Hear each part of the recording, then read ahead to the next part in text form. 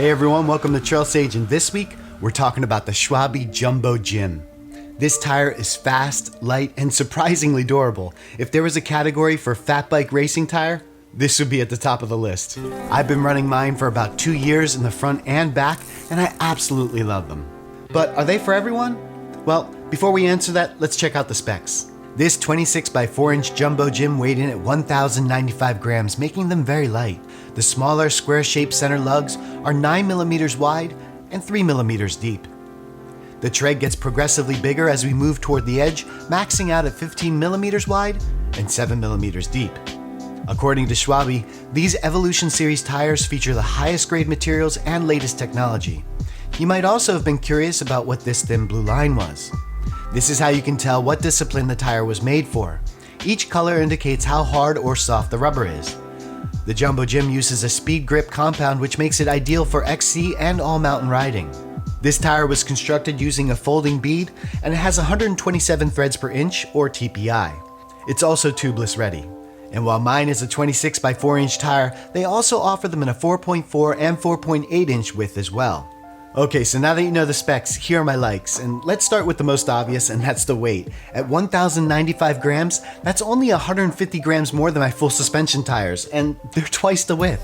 In a separate but related video, we talked about upgrading your fat bike with carbon rims and going tubeless, which would make your bike lighter, but more importantly, it reduces rolling weight. Well, this is part 2. Save another pound or so just by getting lighter tires.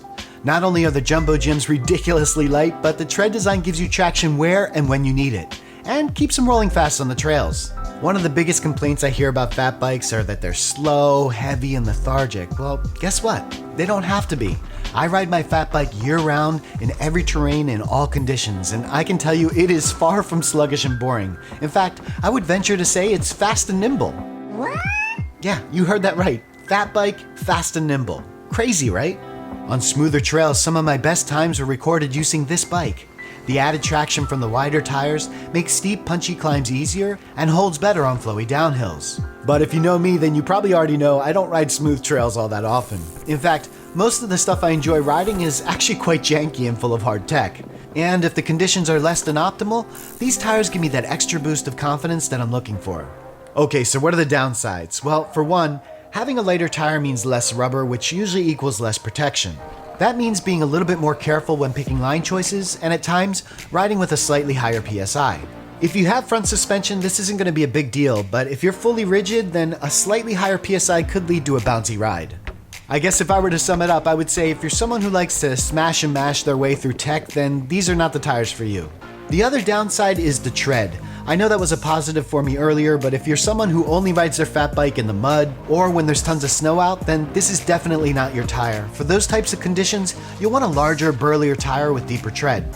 Even when I drop my PSI way down, I still find myself working really hard because this tread just doesn't have enough bite. But that's it for my downside, so let's move on to pricing.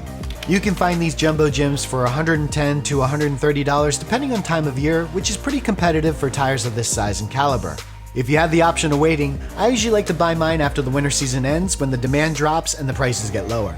So in conclusion, it's really going to come down to what you value in a tire and when you plan on using it. If you're looking for a super burly, tough tire with huge knobs and you don't mind the weight penalty, then this probably isn't the tire for you. But if you're looking for a fast, durable, light tire that works well all year round and in all conditions, then this could be a great option.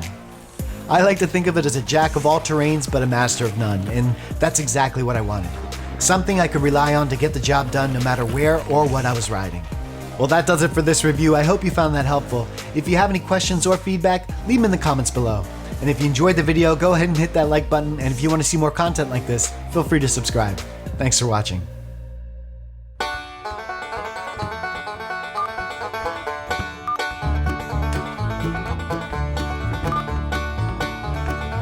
Very loud out. Snowplow? There's no snow. Woo! Lots of trucks today. Beep, beep. My arm's getting a workout. Who knew that making YouTube videos was like fantastico? They don't have to be. Whew. In every terrain, in all conditions, and even when a bus rolls by. Thanks, Septa. Woo! Leave me in the comments below.